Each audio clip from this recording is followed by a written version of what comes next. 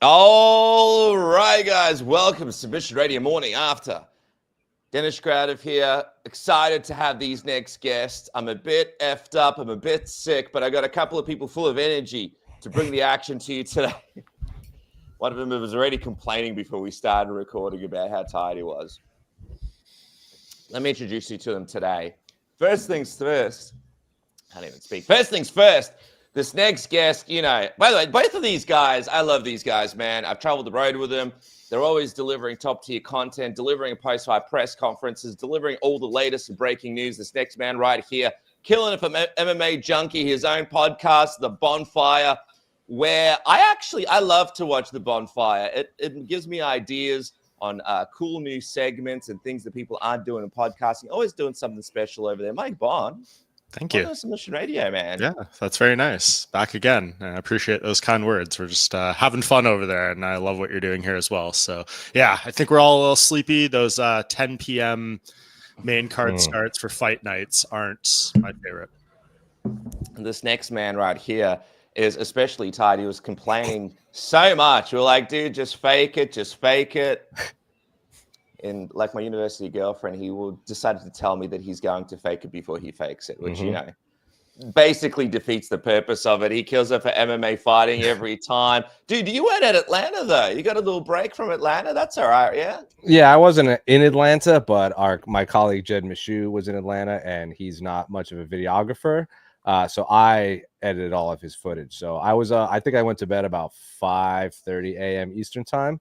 So, yeah, I'm pretty fried, but we persevere here on Submission Radio. But I will say, and Mike can attest, it's not a Jose fight night if he's not complaining about something. So I'm just bringing that same energy to this live radio show. Love it, man. Love it. And by the way, at least you didn't have to go to the airport and have a flight delayed on you, right? Oh, no, Jose Youngs. Never travel with Jose Youngs. If you travel with him, your flight is getting canceled. You guys aren't going to make it.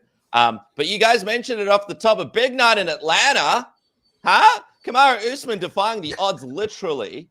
And a few people made a few bucks. I saw those odds. I was like, dude, these odds are insane. Some money to be made. And I may have made a few bucks myself. But let's talk about it first, Mike. Kamaru Usman walking out there. People had questions about what he's going to look like at 38 years old, what he's going to look like. We saw Ali Abdelaziz telling me he used to get injections all over his body, blah, blah, blah, blah, blah. But was it the truth? Well, man, he looked pretty good for 38, right? What did you think of the Kamaru Usman you saw there, Mikey? Well, if it's the truth, they worked, right? I guess that's what we found out. I thought he looked great. I was really impressed with Kamaru. I was, I guess, one of the foolish now looking people who did pick Buckley to win this fight and thought maybe he'd knock him out, and Usman did his thing, man. I mean, if that was the path to victory for him, that's exactly what he followed. I thought it was a pretty much A+ execution of the game plan. The 5th round was a little sketchy there, but he exerted a lot of energy. He wasn't just, I know Buckley, I'm sure we'll talk about his statement he just put out. This wasn't holding and hanging on for dear life with no damage. He was bloodied. He was cut. Usman did more than enough to secure those rounds and be busy on top. That's right, man. Statement coming out recently. Look at this. An MMA Junkie graphic. Look at that. Beautiful graphic. Hand wasn't raised but last night, but I'm still victorious. And Jose's like, fuck these guys. We'll be one of the greats. But don't get it twisted. Usman was more concerned about holding me than hurting me in this fight. But he did what he felt necessary to win. So I can't be mad at him. Congrats to Usman and his team. And blah, blah, blah, blah, blah. Yeah. Don't bother watching the video either, because it's pretty much just a word for word copy of that statement. I don't know if you just transcribed it after the fact or read off the thing he wrote down, but yeah. Well, let me ask you, like you said it before, Mike, it was a lot more than just holding them down, right? Jose, what did you think of Kamaru's performance? He was trying to attack on the ground, throw shots every time. He got Buckley. He cut him open. He was bleeding. It was a very it wasn't just lay and pray from Kamaru Usman at all throughout this fight. No, I definitely not. I agree with Mike. Kamaru took him down.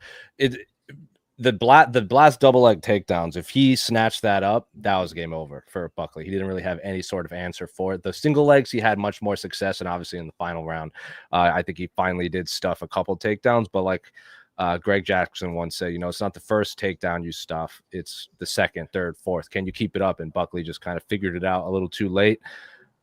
Usman was doing anything but laying and praying. He was trying to pass guard. He was doing damage. He was punching from the top position. So I don't know what Buckley's saying here. He big brothered him, as I think someone said on the post show. It was just the veteran who's been in a million 5-round fights, just taking it to this guy that's been on the rise relatively recently. So yeah, it was anything but laying and praying. Kamaru Usman, man, by the way, using all his veteran powers, right? Like getting in his face in between rounds at the press conference, kind of not really selling to Buckley's game, just really using all of his experience throughout the fight to put in that great performance. Mike, from a technical standpoint, did you want to see something else from Buckley? Obviously, he was aggressive when he could be on the feet, but you could probably talk about the fact that, hey, maybe he just rushed into certain positions that made the takedown easier. Maybe he needed to be a bit more vigilant about trying to stop those takedowns, putting himself in better positions like JDM did with Bilal. Do you think that Buckley might have made a few strategical errors here in this one? Yeah, it's hard to say. I mean, I don't know what the focus of his camp is, but when you see a fight like this, like I knew it was going to be bad in the first round when he couldn't get up off bottom or like even really do much to create distance or, go for submission attempts, anything.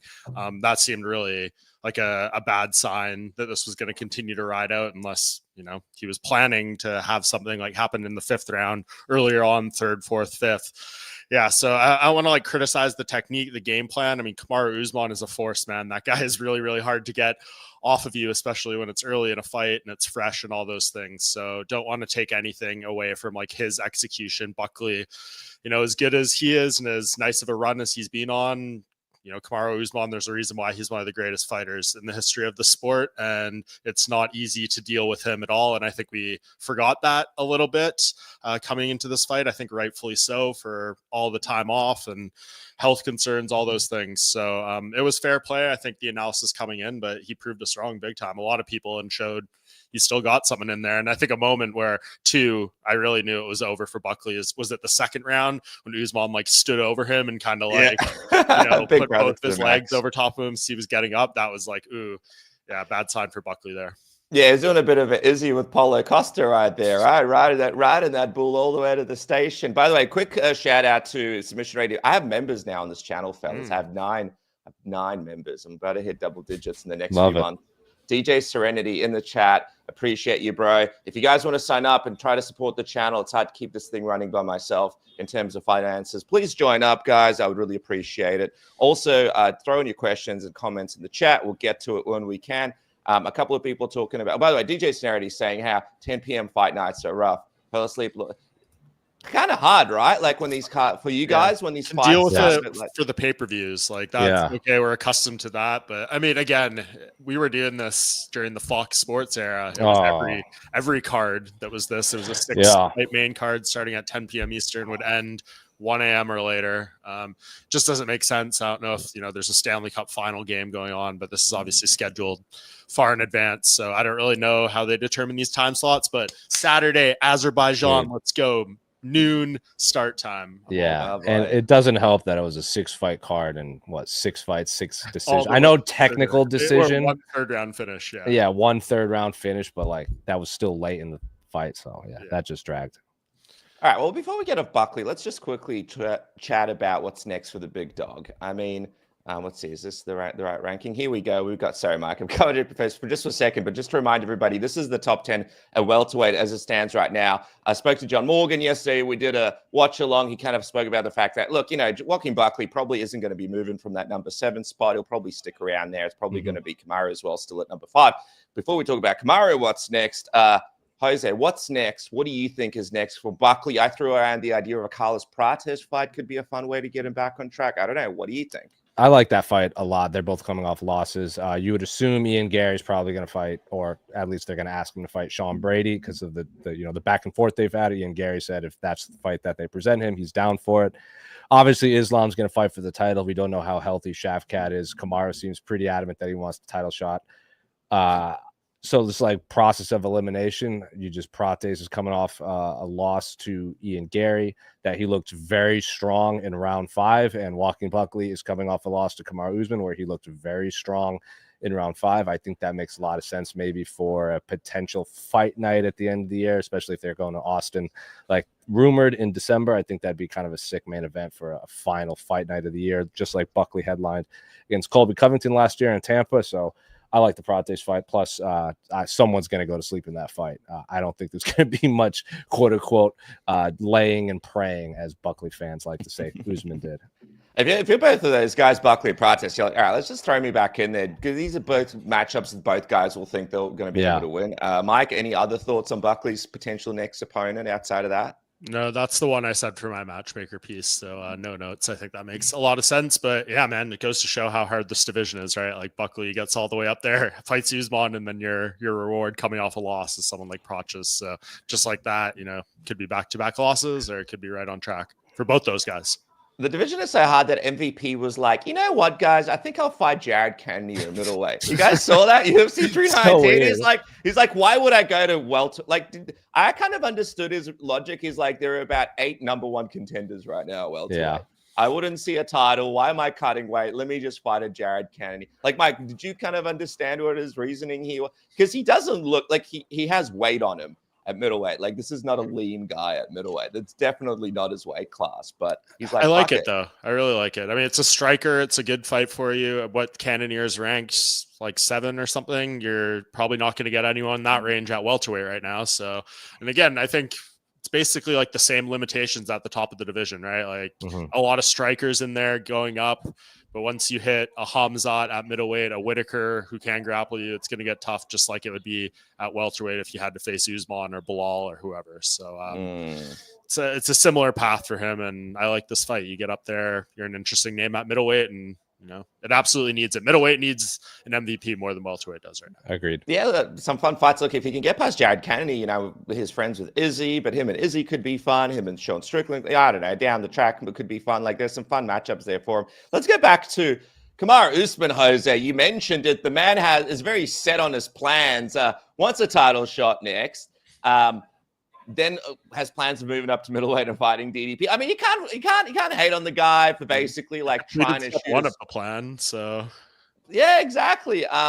Didn't really know Jose. He didn't really know who Bilal Muhammad was. Seems like that apparently podcast not is completely out of his brain. Do you think that is the next real fight for him, or do you think if he sits out here, plays his cards right, JDM Islam shakes out, do you actually think he's got a shot of getting the next title shot over these other guys? I think that the wild card is Shavkat, how healthy he is. And if he's healthy by the end of the year, and like say Islam and JDM fight in October, November, and then they can fight early 2025 and Shavkat's healthy, you would assume that's the fight to make. But if Shavkat isn't healthy and Usman is, availability is your best ability in MMA, and timing it's just there. But if Shavkat is healthy and he's ready to rock, the only fight I think anyone would be overly interested in seeing is Bilal Usman for both gentlemen. I know Bilal is saying see you in New York or see you in November to Ian Gary, but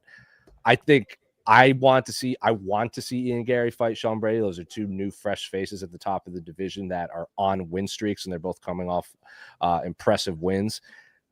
It's Usman Bilal, and then we can finally see the podcast episode that are you going to release it on the countdown? Imagine they would have to, man. Like, that just sells the fight. And but again, so if Shavkat's healthy and neither one's fighting for the title anytime soon, that is a no-brainer. It's either a 5-round co-main event or the main event of a big fight night. I'm fine with either. Mikey?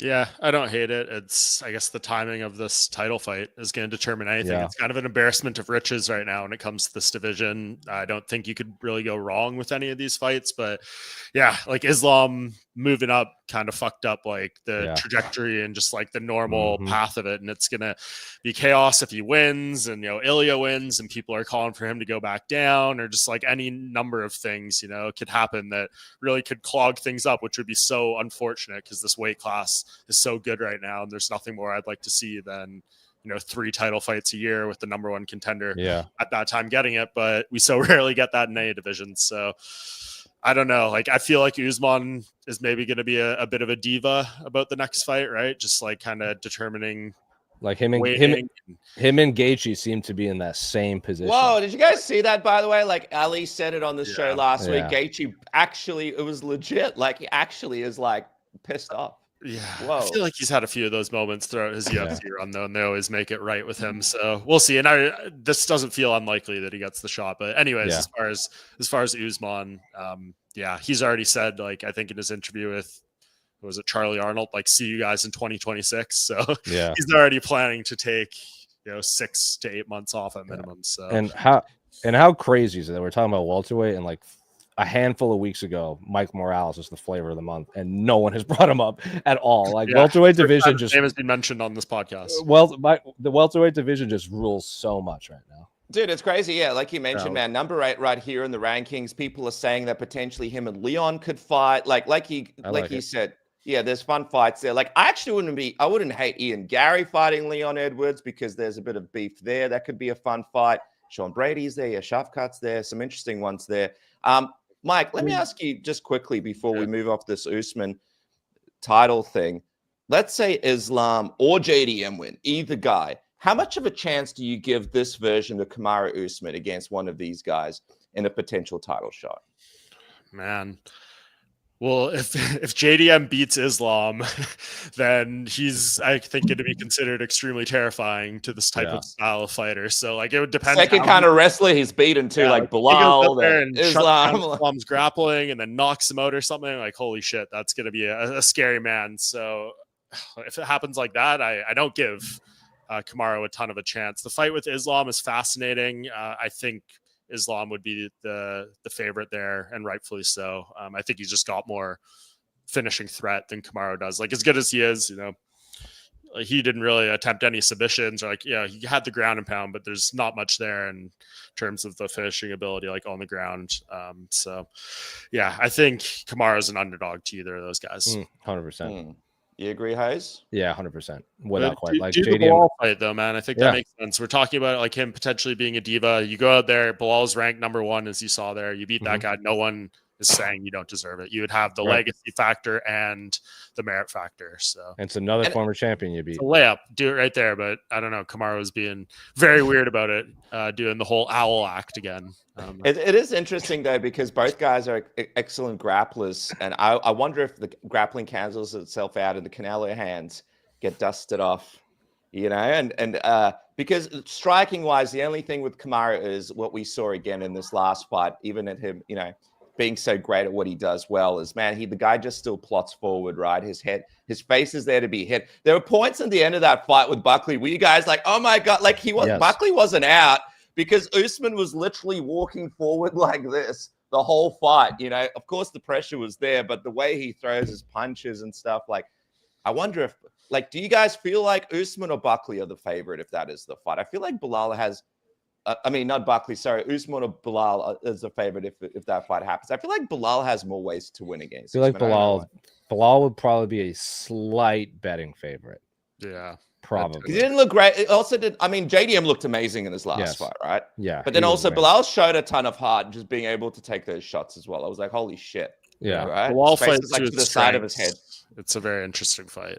It's a very interesting fight indeed. You mentioned Islam Makhachev. I don't know how legit this is, so I don't want to confirm it or not, but there's all these crazy Russian reports always happening on the internet. What did you guys make of this Home of Fight reporting? And this is according to Umar Nurmagomedov and a guy called Adam Zabraziev. I don't know who that guy is, but let's say this is legit. Apparently, Islam still wants to compete at lightweight division, hold the 155, 170 titles simultaneously. Now, this goes back to the point that you made earlier, Mike, about, look, if Ilya wins, people want to see this Islam Makhachev fight happen. Do you guys actually believe that if Islam wins his belt at 170, he'll actually come back down to lightweight and fight again? Or do you think this is all just a bunch of bullshit circling the internet? I'll go to you first, Mike. I don't think it's a bunch of bullshit. I mean, I saw Umar doing a sit-down interview with some guys. I didn't listen to it, and I think that's from there. So I trust that that's accurate. And I think the quote was more like saying he also didn't want to vacate the belt, right? So we've known this. This was all, I don't think this is the plan. The plan was to go up to welterweight. I don't know if it was a one-off to just like go win the title, move back down, have that one moment, like the photo there with the 2 belts over his shoulder. Like that, I said this right when he vacated or was stripped or whatever you want to call it. Like that was always the dream, to have that moment that DC had and Connor had, and, you know, et cetera, et cetera. So I definitely am not buying this, but again, it just how many things, a lot of shit has to play out before we're faced with this. I mean, we even have the welterweight debut on the books, so maybe he just loves it so much there. The weight cut is amazing. He looks unbelievable, dominates Jack, and then it's like, holy shit, this is where Makhachev is at his best, and then we have all these amazing welterweight fights. So we'll see. There's so many different pathways here, but Jose, in a world where John Jones still is the champion, isn't there a scenario, or like, isn't there a good argument here for Islam to at least hold on to his belt until this whole thing shakes out? Like, isn't this the guy that actually deserves it? Yes, I was pretty surprised that they forced him to vacate, because like Mike, you, me, and a bunch of other media people were waiting in line in Montreal to check into like a press conference or ceremonials or something. And then Islam tweets like, make no mistake, I'm not vacating the belt. And then we all sit down on the sidewalk to make graphics. So yeah, it was very surprising. So, he has the record. I asked Ali directly about that tweet in that interview we did before 316, because I didn't ask him like right when we did it. And his answer was basically, the belt got agreed to be vacated after Hunter Campbell went to Dagestan and made that big trip. And Islam and the team feels like if someone is coming all that way to see you in your home, you need to make a gesture and reciprocation for that. Which it makes sense. I think, I guess, sure. I mean, it sounds nice, but doesn't sound like Islam wants to vacate that belt at all. And I think if Ilya wins, I think there's a much stronger possibility of him dropping back down, because rematching Charles again at lightweight probably doesn't interest Islam. He never really seemed overly interested in rematching Charles when they were remember when Charles got the cut over on his face and then sent the entire timeline into disarray at lightweight. If Ilya wins, I think he would. There's a possibility of him going back down at some point, especially because if Ilya wins, like, and Max wins, I don't think they're going to want to do Ilya Max rematch. I know Gaethje's there, I know Armin's there, but does Islam even want to rematch Armin again? So I think, like Mike says, we got to get the welterweight fight booked first, and then see how the rest of the lightweight division plays out. Yeah, hold on, man. What about Paddy? We got Paddy Pimblett in there. Paddy too, but I'm also saying if that fight at welterweight happens in October, like, when's the next title fight after that too, with Ramadan and all that stuff, especially if Islam wins? It's very complicated. Yeah. Here's another little thing I want to throw in there that's a bit crazy and complicated. I know a lot of fans have these conspiracy theories about, like, well, what if Ilya moves up to welterweight and fights Islam? But hold on a sec. From Islam's perspective, right? And I keep hearing like Ali and some other people in his camp keep saying he's not moving back down. He's not moving back down. I think that once they establish that welterweight run, there's potential they don't want to cut back down because they're going to gain size. From Islam's perspective, though, that's a good way to fight Ilya, right? Like at 170, would you give, like, how much of a less of a like how much harder is that fight for Ilya Topuria? If Mike, how much harder? I don't know how many. Infinitely harder. I mean, how many? How tall is he? 5'7"? How many 5'7" welterweights are there? Any on the roster? Like, it's that says it all. It'd be like Sean Shirk, the muscle shark, or something. Yeah, he would be giving up insane advantages that would be totally unnecessary, but that's what you'd have to do to go for history. That seems extremely far-fetched, but it would also be like an incredible story to make it even better. Jose, just quickly before we move off Islam Makhachev, I keep hearing people talk about that, he's going to have a couple of fights and then he'll be done. But are we sort of overlooking a potential welterweight run here? Like, let's say he goes past JDM. Like, I feel like he might hang around for a little bit, right? Like, we've got some big fights for him. I think so. Especially the weight cut obviously is going to be much easier to get to 170. So there is a world where Islam could fight twice a year at 170 pounds. Obviously, you would skip Ramadan. You could fight at the beginning of the year, maybe in the summer. I know his big dream is always to fight in Madison Square Garden too. That's been on his bucket list. So we could get a big welterweight fight there. The problem is, I think the bigger fights that will draw a main event at MSG are all at lightweight. Like Ilya is a huge fight at lightweight. Him versus Paddy is a big fight at lightweight. Who's the big money fight at welterweight? Like, Sean Brady and Shavkat would be sick They're fights. more interesting and more competitive Yes, and like more fascinating fights. 100%, but like without question. So the competitive fights are welterweight. Is massive in a different part of the world. True. How much is it selling? How many pay-per-views is it selling on ESPN Plus? I don't know. I do think Islam's a draw for them, but yeah, you're not. You're not maximizing it with those type of. Fights. Yeah, I agree. So competitive wise, there's a million fights I want to see in a welterweight.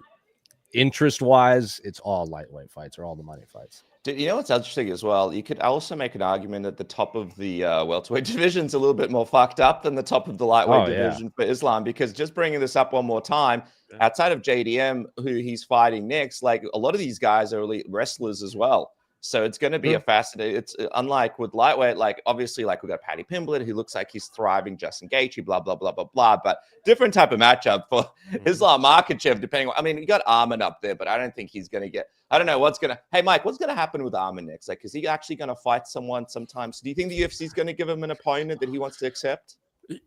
Well, the second part of your question was the real question.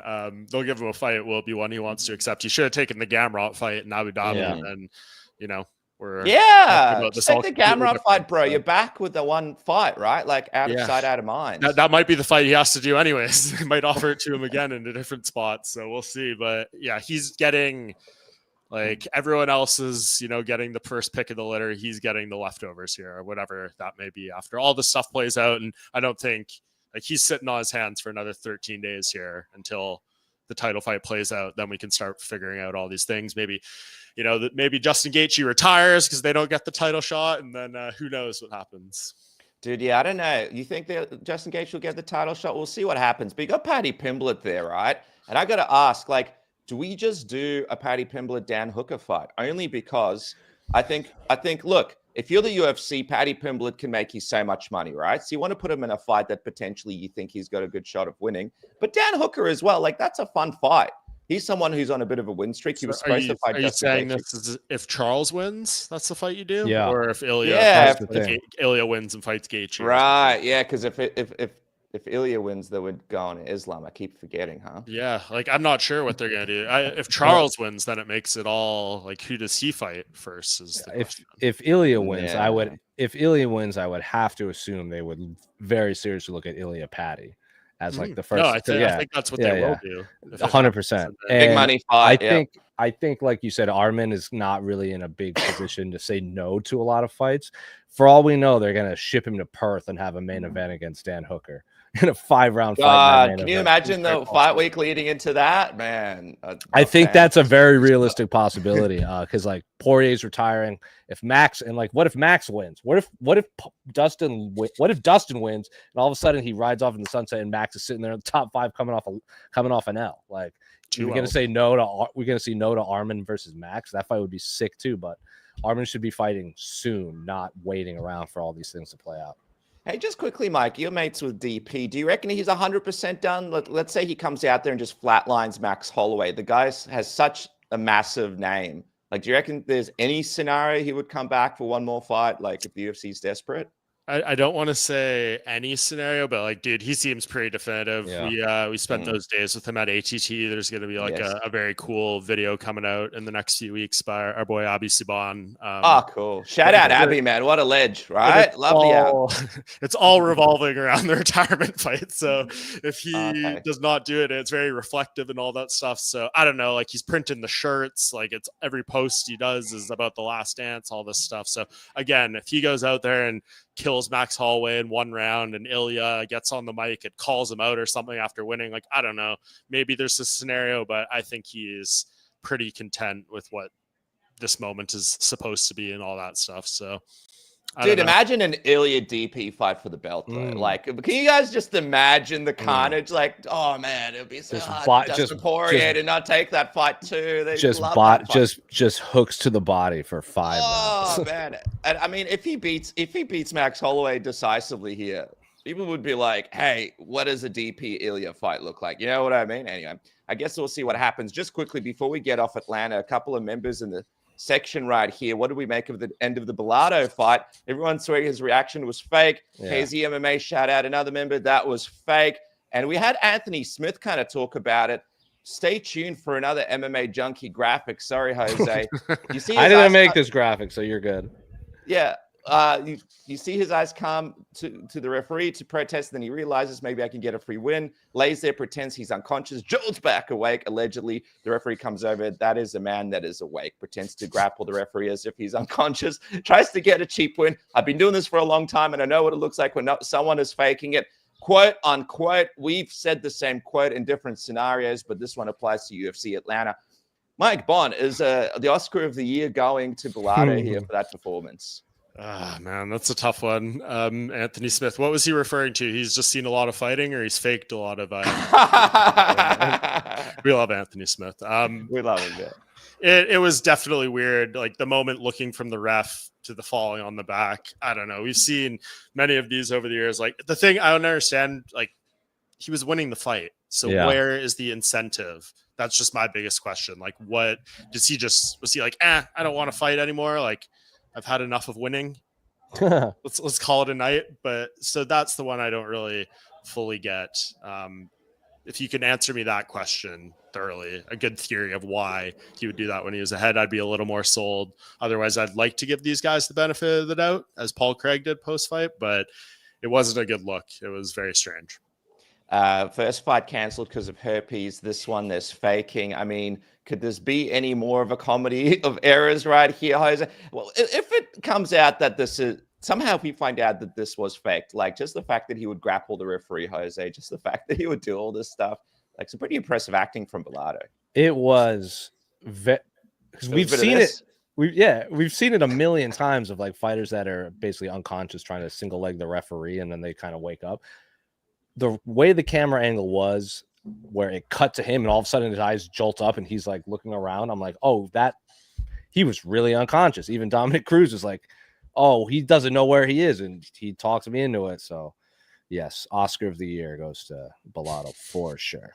By the way, LazyBed bringing up the fact that Anthony Smith could have been a world champion if he faked it like Bellato, but decided not to do that. Well, could he have been, or were they just called it a no contest? Because dude, that's the other thing. I got so many messages asking me what the rules were.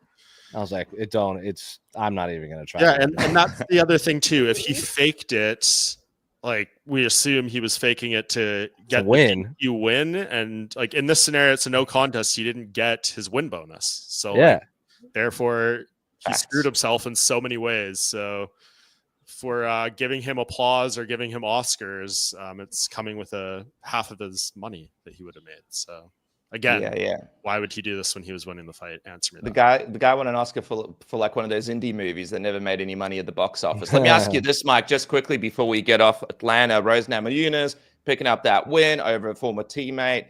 We saw some nice grappling from her.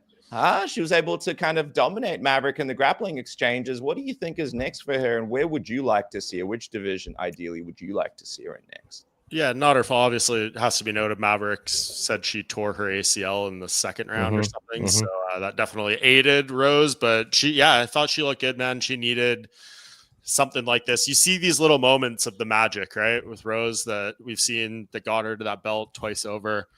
It still feels there. And like, you look at it, she's only 32. She's only got 20 pro fights, but it feels like she's been here forever.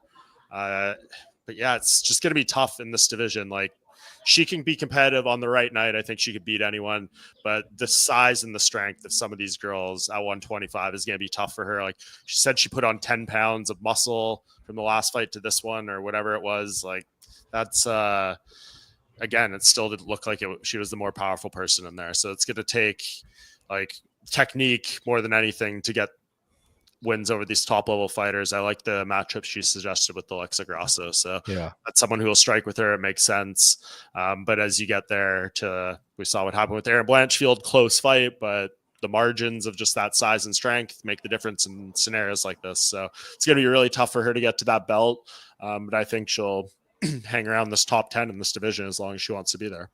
What do you think, Ho's former champion? UFC loves the former champions, right? Yeah, and she still just looks like a strawweight to me when she's in there. Like, yeah, she's probably the more technical martial artist or just the better overall martial artist. But like in the Manon Farrow or Aaron Blanchfield fight, like if they were all the same size, I just think Rose is the better all-around martial artist. Manon was just the bigger flyweight, and Aaron was just the flyweight that was really good at grappling.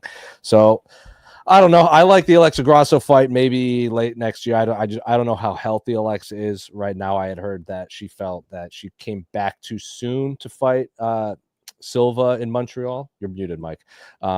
I think so. If she wants some more time off, then I don't think Alexa's going to be on the Noche UFC unless they throw a whole bunch of money at her. So maybe end of the year, early next year, I think would be a sick fight. Or I know she also, the other name that she had said she wanted to fight was Viviani, but Viviani is fighting Tracy. That's only in a couple weeks. If Viviani beats Tracy, that's another possibility. That's a third name they could throw into the mix if Alexa's not healthy. And then I think Silva is on the short list for a title fight. So I don't really want to see her match up with Rose just yet. Another man there to support Kamaru Usman was Francis Ngannou. How weird was it, by the way, to see him on a UFC stage, right? Was that wild? It was weird seeing him in a fight kit for sure. Felt right, though. Yeah, it felt right. Well, Eric Nixick was on the phone with Francis Ngannou. Stellar graphic. MMA fighting graphic. Is that yours, Jose? It sure is. Beautiful graphic. The headline was basically Francis Ngannou wants back in the UFC. That's all. Like, I'm like, bro, what kind of non-fucking journalistic post was this, dude? It was crazy. We had to laugh about it because Francis are actually on the phone talking about some other stuff. Then he's like, oh shit, John Jones just tweeted. So we're just kind of laughing about it.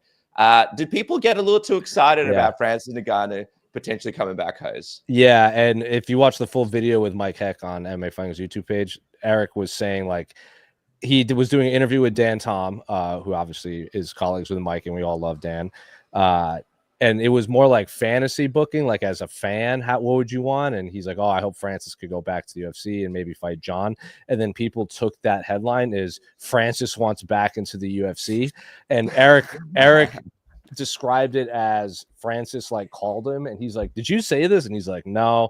And then he felt, in his words, he felt like the Homer Simpson meme where he just kind of sunk into the grass wall to like avoid everything. So he still wants to see that fight, but he did not say Francis wants back. I think he was more kind of like fantasy matchmaking, what he would want to see. Someone in the comments saying it definitely felt right. Mike, well, what is the most likely scenario that you would see Francis actually making it back into the organization? Do you ever see him coming back to the organization? Like we saw Tito Ortiz came back, him and Dana hated each other. Like Randy too, yeah. Yeah, I would never say never. This seems to be a pretty deep-seated grudge, especially on Dana's side. I mean, that press conference we did was at Jose in Abu Dhabi, October. Like that was a power slap press conference. Yeah, I was saying. Well, I think that was part one. I think we redid it. Oh, and then he did it again. Next probably. It all blends together. Yeah, and he, I mean, go back and look at those quotes. He's calling him a bad person, like he treated people poorly, all this stuff. And then you saw like at the press conference last week where he was asked directly if there's any scenarios. Probably not. So maybe you cling on to that. Probably. I don't know if you said, is there any scenario? Maybe Dana White leaving the company, but I don't think that's happening anytime soon. So I don't know. Like, again, a lot of these things, as we know, are like Hunter Campbell doing a lot of these deals now. So maybe Dana steps aside. Maybe they feel like they need to do something to salvage this whole heavyweight mess of a situation, and they want Tom versus Francis if John doesn't want to fight there. Like, I don't know, maybe there's crazy ways, but from what it sounds like, he's still in contract with PFL. So this whole thing is for naught. But it's certainly like, you know, Eric saying that thing in the interview, and then John's tweets, and then Francis's tweet back to him, and then Francis days later shows up at a UFC event on the stage when he's like he's not the cornerman. He was just there as like, you know, for a reason. So someone at the UFC had to approve that. I'm sure Dana White knew it was happening. I don't know. Like, it's, of course, it's a little bit coincidental, but I don't know. Francis is in contract with the PFL as far as we know. So until that changes, I don't see anything happening here.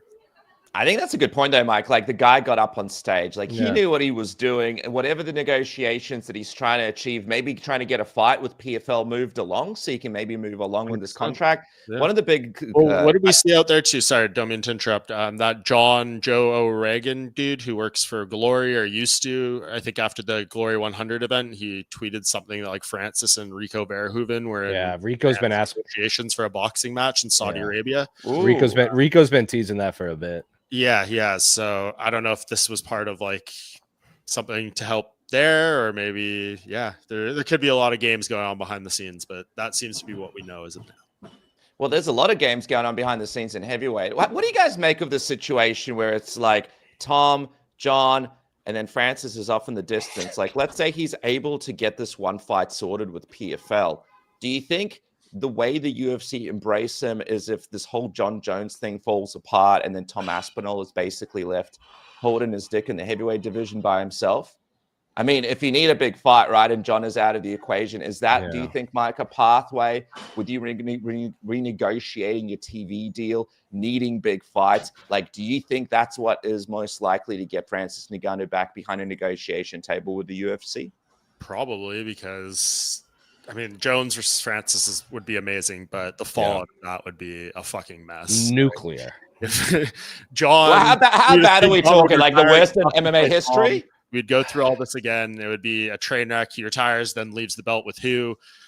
Francis is still there. Like, Francis wins. What kind of leverage does he have over the UFC? Just all these different things that could happen. I just don't see them doing that fight. So maybe, Tom and Francis would be good. They're probably confident. Tom beats Francis, given his age, his layoff from MMA, the speed, all that stuff. So I could see it maybe being more likely there, but both unlikely. You know what's interesting? Like, PFL signed Francis Ngannou. Like, everyone's getting paid, everyone's excited, and then it's like, oh, we have no one for him to fight. And then people talking about, like, they kind of negotiated himself into a position where, like, they can't really keep him active, right? Like, if John retires too, right? Like, after Tom versus Cyril, there's nothing. Like, you can do the Almeida fight, but he's beat everyone else. It's freaking grim, man. So they're going to be that, like, to finish the previous answer, that could be when Francis comes into play, because they just have nothing of interest for Tom Aspinall. Yeah. But Jose, like, what do you make of PFL picking up Francis Ngannou? Like, do you feel like they've maximized the opportunity of doing it? We see the PFL doing good things, like the app came out and the ticket pricing went down. And we see Russell Brand at the events and silly mistakes being made, weird fight cards put together, Don Davis kind of going on Twitter. There are good things and bad things. PFL is obviously something we all need. It's good to have options, but I don't feel like they really maximize this Francis Ngannou thing at all. Like, he was supposed to be running this, African division of the PFL. We were supposed to see him as this big face of the company. And since that one fight, man, like, what have we seen him? Like, just in the crowd a few times? Like, what? Do you feel like they've dropped the ball a little here, PFL? Was it worth it in the end? It's tough to say, because Francis has dealt with a lot of personal tragedies in his life that have probably kept him out of training and fighting. You'd have to wonder, like, if, he obviously lost his infant son, and then he was in that accident where the girl lost her life, where if these tragedies hadn't happened, would he have had another boxing match? Because he also hasn't boxed at all since his fight against Anthony Joshua, and that was 2 years ago, and he was all gung-ho on it. I'm shocked that they haven't tried to at least book the Deontay Wilder fight. That seems like a layup for them in boxing. But there's also not a heavyweight. Like, who's the big heavyweight out there in PFL that's going to fight Francis? I really can't think of anyone like that. Anyone, Mike? Can you think of anyone? Know what Goltsov or did they have a heavyweight unless they this year? the only interesting name that would be a possibility that's on the PFL roster, I think, would be Nemkov. If Nemkov went off, that'd be a sick fight. But is that enough to freeze over? Sign him, do a cross promotion with KSW. Or you just do a Nemkov Francis heavyweight MMA fight as the co-main event for Fedor Mike Tyson boxing fight. Like, let's just do that. Let's just do that. That one's I don't even know if Nemkov's in contract with PFL. He had his own situation, but that one, like, talk about a no upside fight. Like, right. If you're PFL, it's a great one on paper. It's the best fight you can make, but it's like Nemkov goes out there and just wrestles Francis for 25 minutes. What do you have? And Francis is not the youngest heavyweight either. So I know heavyweight is weird with fighters fighting into their 40s, but so to answer your question, they've certainly not maximized the ability to book Francis in fights, but you have to wonder with everything going on in Francis's life, is his headspace even want to fight? Because even Mike, we were in Saudi. It was a weird fight week. Mm-hmm. It was everyone kind of assumed Francis would probably win, but it just felt like, is this the last time we're going to see Francis in MMA? That was like a serious question we had even before that fight happened. Yeah. Why was it weird? Just like weird vibes, or? Yeah, it was the first time we really talked to him since his son passed away. So that seemed to be the question a lot. How many times can you talk about your son passing away? Yeah. And being in Saudi was also just kind of a whole different thing. And then even on site, it just didn't feel like outside of Cristiano Ronaldo walking in, it didn't feel like a massive fight. Like they were like, the Cyborg Pacheco fight was like, that fight was awesome. And no one really cared, unfortunately. Let me quickly talk about a fight that people do care about before we wrap up, and that is the main event. Like you guys mentioned, a fan-friendly time for the people in the US. Card starting in the afternoon, 5 a.m. here in Australia, but we got Jamal Hill versus Khalil Roundtree. That's 5 a.m. for the main event card. We got Rafael Fiziev versus Barmundes as well. And Curtis Blades is back as well, which is nice to see. But let's just talk about that main event, Mike. Jamal Hill, Khalil Roundtree. Hill, not really coming back. When he came back, didn't look the greatest. Maybe this is the first time we see him healthy, like 100% healthy in quite some time. Khalil Roundtree was able to take it to Alex Pereira. Like, the division is basically on life support. Nothing really happening. Maybe Pereira fights Ankalaev. Maybe he takes a fight towards the end of the year. But if Ankalaev goes to Pereira again, you would think there's not much else going on in the division. You got obviously Olberg and some other names floating around. But how pivotal do you think that this fight is to potentially see who can get mixed up again in the title shot? And who do you think is going to win it between these two veterans? Yeah, well, when you were laying out the division there, it's once again reminds me of the point I continue to make, is they should just merge light heavyweight and heavyweight at this point. We need that Honestly. to keep both these divisions alive. There we go. We got fights for Tom Aspinall now. Yeah, it's an interesting one. I mean, I expect little to no grappling in this fight. Both these guys standing in front of each other and kind of doing what they do until the first one falls, and I assume one of them will fall. I do like Jamal here. I don't know. Like, I've been high on Jamal Hill since very early on in his UFC run. I know it's been a little rough lately. I'm not ready to sell all my stock on him yet. I think there's still something there, especially in a division like this. And like you said, where's his health at? I mean, there's just been so much that happened. Jose will recall at the UFC 300 press media day, he did not love me asking about the state of his Achilles in the comeback fight there, but he's since admitted it obviously wasn't where it needed to be, and there's been a lot of injuries since then. So if he's healthy and he's good, I like his power more than Roundtree in this fight. But I do think Roundtree is the more dynamic striker and can hurt you in more different ways than Jamal Hill can. So this is a coin toss, man, to sit here and act like I know which one of these guys will land the knockout shot. It's hard to say given the time off for both of them, the damage sustained in recent fights. Like that Roundtree versus Pereira fight, man. That's dude. Those are the ones that change you. Like you might never be the same in terms of your durability and things like that after that. So huge question, massive travel for these guys.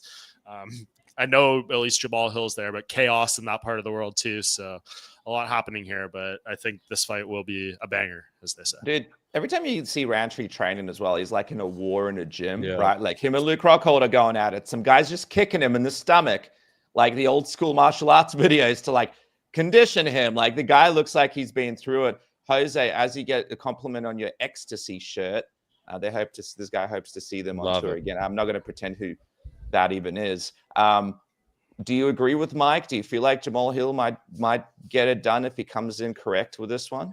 It's tough to say for both because I agree. Like, if Jamal is 100% healthy, yes, he should win. I think he's one of like the 3-5 best light heavyweights in the world.